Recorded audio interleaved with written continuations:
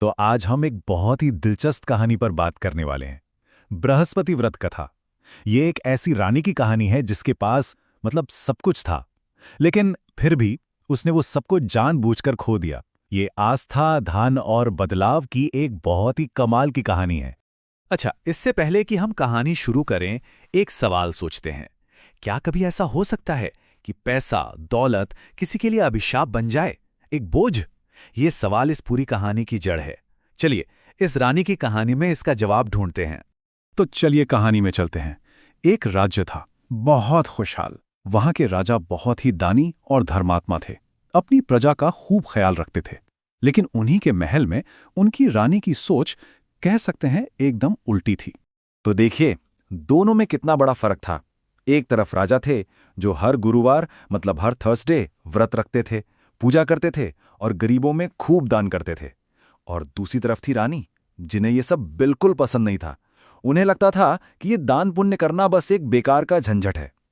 और यहीं से कहानी में एक बहुत बड़ा मोड़ आता है। एक दिन की बात है, राजा शिकार खेलने गए हुए थे और तभी भगवान बृहस्पति खुद एक साधु का भेष बदलकर महल में भिक्षा मांगने पहुंच गए।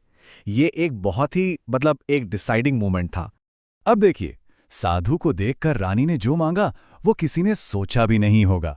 उसने भिक्षा नहीं दी, बल्कि एक अजीब सी इच्छा जाहिर कर दी।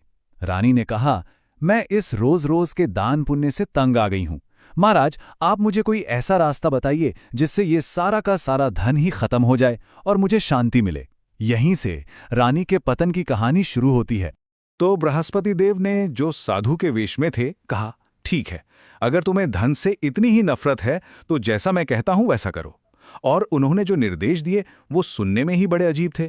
उन्होंने कहा कि गुरुवार को घर गोबर से लीपना, पीली मिट्टी से बाल धोना, राजा से दाढ़ी बनवाने को कहना, मांस मदिरा खाना और धोबी को कपड़े देना, ये सारे काम गुरुवार को अशुभ माने जाते हैं। ये बर्बादी को खुला न्योता देने जैसा था।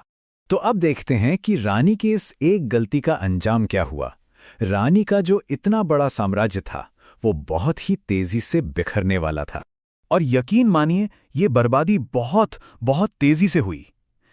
पहले हफ्ते रानी ने साधु की बताई हर बात मानी, दूसरे हफ्ते फिर से वही किया, और बस तीसरे गुरुवार तक राज्य का सारा खजाना, सारी दौलत, सब कुछ खत्म हो गया। सब कुछ।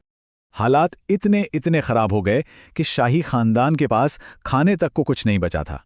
बेचारे राजा को अपना ही राज्य छोड़कर परदेश जाना पड़ा और वहां वो एक मामूली लकड़हारे की तरह लकड़ियां बेचकर अपना पेट पालने लगा। लेकिन कहते हैं ना, जब हर दरवाजा बंद हो जाता है तब भी कहीं ना कहीं से उम्मीद की एक किरण जरूर दिखती है।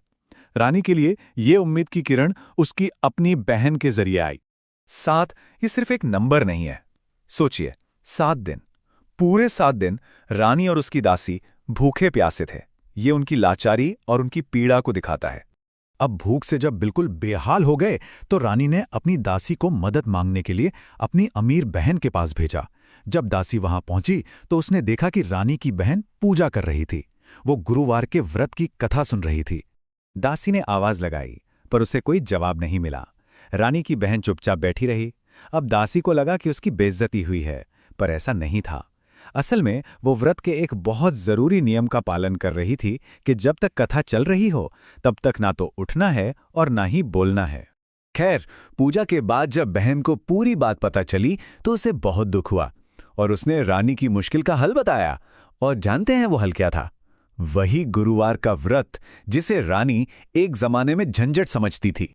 रानी की बहन ने व्रत करने का पूरा तरीका समझाया कि केले के पेड़ की जड़ में भगवान विष्णु की पूजा करनी है, प्रसाद में चने की दाल और मुनक्का चढ़ाना है, एक दिया जलाना है, व्रत की कथा सुननी है और सबसे जरूरी बात, खाने में सिर्फ पीली चीजें ही खानी है।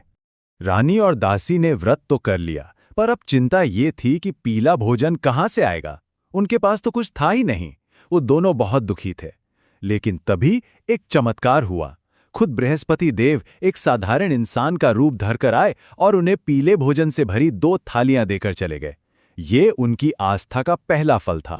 इस चमत्कार के बाद रानी और दासी का विश्वास और भी पक्का हो गया। उन्होंने हर गुरुवार पूरे मन से, पूरी श्रद्धा से व्रत रखना जारी रखा और धीरे धीरे भगवान बृहस्पति की कृपा से उनका खोया हुआ धन, उनकी संपत्ति, उनका सम्मान सब कुछ वापस आने लगा। लेकिन कहानी यही खत्म नहीं होती।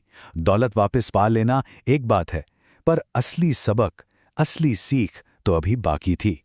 अब एक सवाल मन में आता है, पैसा वापस मिल गया, सब कुछ ठीक हो गया, तो क्या रानी वापस अपनी पुरानी आलसी आदतों पर लौट आएगी? क्या उसने सच में कुछ सीखा था या सब भूल जाएगी? इस बार रानी को उसकी दासी ने संभाला। उसने रानी को याद दिलाया। उसने कहा, रानी जी, याद है हमने कितनी मुश्किल से ये दौलत वापस पाई है? अब हमें इसे अच्छे कामों में लगाना चाहिए, दान पुण्य करना चाहिए। ये दिखाता है कि असली समझ अक्सर मुश्किल वक्त से ही आती है। और रानी ने उसकी बात मानी। वो बदल चुकी थी। अब वो अपने धन को अच्छे कामों में खर्च करने लगी, दान करने लगी, और इससे पूरे शहर में उसका मान सम्मान और भी बढ़ गया। उसने सिर्फ अपनी दौलत ही नहीं, बल्कि इज्जत और असली ज्ञान भी वापस कमाया। और यहीं पर यह कहानी हमें एक बहुत बड़े सवाल के साथ छूट जाती है कि आखिर सच्चा धन है क्या? क्या वो सिर्फ सोना चांदी और महल है, या फिर असली दौलत ज्ञान, दया और मन की शांति है? इस बारे में सोचिएगा जरूर।